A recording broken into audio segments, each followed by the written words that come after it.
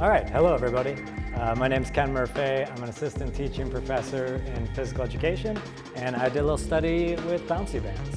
So as you can see, a bouncy band goes on a student's desk, usually in the part that's in the picture. Sometimes they put it on the chair, and it just allows students to get some movement in without getting out of their chair. So I wanted to see if the bouncy bands equal the students being more physically active, how it impacts their attention and concentration, and then I also wanted to interview the students and the teachers to see how they felt about the bands. So luckily I bounced into a school that had bouncy bands already there. So they had 2 5th grade classrooms already had it, and then 2 5th grade classrooms did not. So it worked out for a perfect experimental control group study. So the day I went in to test, I put pedometers onto the students. As you can see, a pedometer picture up there. It's a simple way to just measure steps. Once they got the pedometers on, they then sat down for 20 minutes of classroom instruction from their teacher.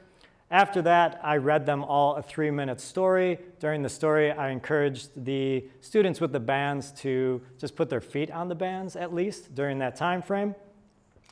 After that, I then introduced to them the D2 test for attention. So that's those letters you see on the screen. So with that, it is a timed test, and you're trying to mark the letter D when it has 2 dashes. So it might be like a dash above and a dash below equals 2 dashes. Everything else you just skip past. So you're trying to mark as many as possible during that time frame. After the test was over, I collected the pedometers, and then I came back on a different day and did the interviews with the students and the teachers. For the results, we definitely found that there was significantly more steps for the bouncy band group compared to the control group. There was no significant difference when it came to the D2 test for attention, so that could also, in my mind, be a good thing. They got more physical activity in, but it did not harm their attention or concentration.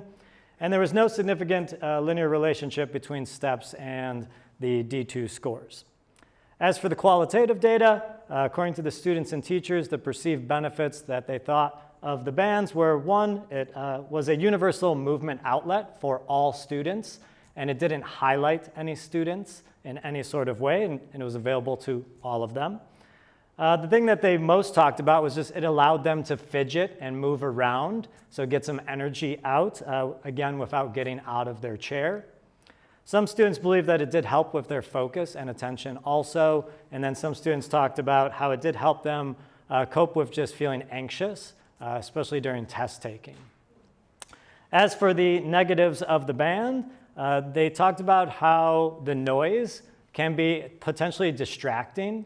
So when a student is using the band, if they're going at a really vigorous pace on the band, you can hear that. And so that was a common complaint of the bands with that. And then also the setup. They complained about the setup. So lots of times in elementary classrooms, you put like 2 desks facing each other and they're touching. If you do that, the bands are going to be really close to each other, and then their feet are going to be really close to each other if they're both using the bands.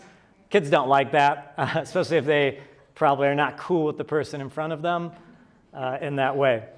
But overall, the students and both the teachers, all of them said they preferred having the bands to not having the bands on their desks. And one of the teachers who's been using them for a really long time said she believed that all elementary classrooms should have them on the desks. And just because I got some time, there's a little me up there, a little Ken, looking pretty fly. So I'll leave it there.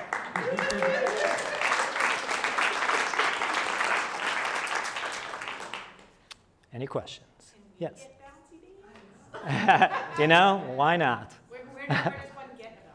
Yeah, they have a website and everything, so they sell them. I reached out to their site before the study just to say, hey, would you be willing to maybe purchase the other 2 classes' bands, because I'm doing a study on it, and I never heard back from them. So discouraging. Yes? Talk about some of the benefits of what you found, but what was the school's goal in putting them in, and why only half the classrooms? It was not a school goal. It was a teacher goal. So I know the one teacher had them for a very long time, and she just really believes in them strongly. And then the other teacher, she did some fundraising or might have got a grant within her school district to get them.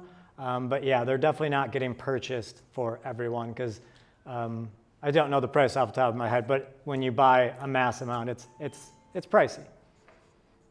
Yes, when, how?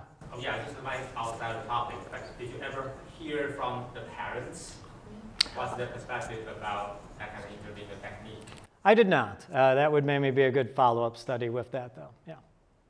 Thank you. Did any of the teachers talk about the bands in comparison to those wobbly chairs and why they might have switched? They did not bring it up, yeah. And they might not even be aware of such thing, so. Ken, how much, you had the pedometers on the kids. I mean, how much exercise was they actually getting?